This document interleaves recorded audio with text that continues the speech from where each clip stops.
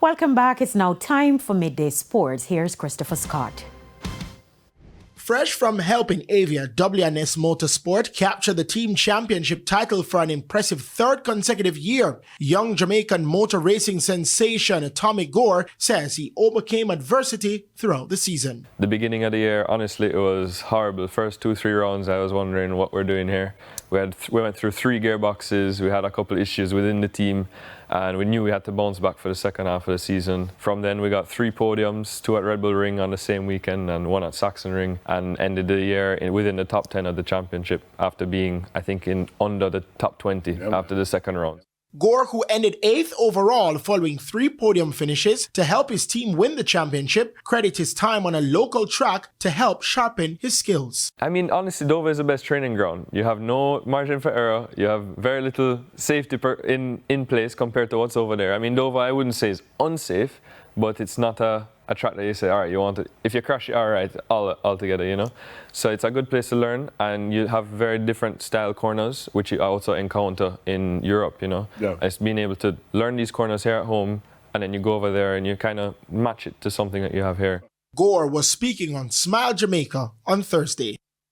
With uncertainty lingering as to when the Montego Bay Sports Complex will be upgraded, Mayor of Montego Bay, Richard Vernon, is calling for patience. 11 months ago, the St. James Municipal Corporation opened bidding for the stadium, which only saw one bidder, the Montego Bay Multisports Development Limited. An agreement was signed by the bidder, subject to approval by the local government ministry. We have started the process. It's now with the ministry, and the ministry is doing what the ministry does. Abide by the procedures and ensure that due process is followed.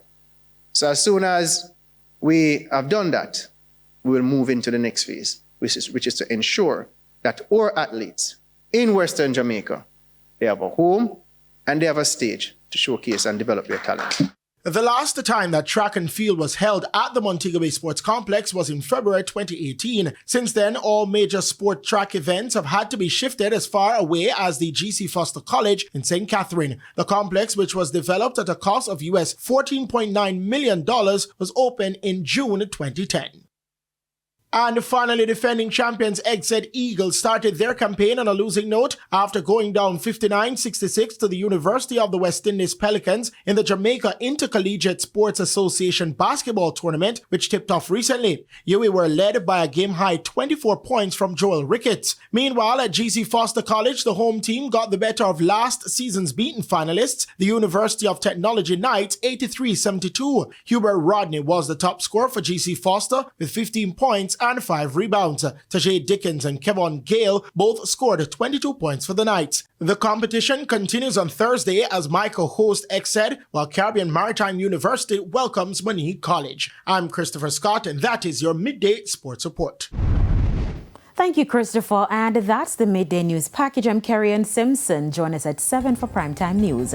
On behalf of the news, sports, and production teams, good afternoon.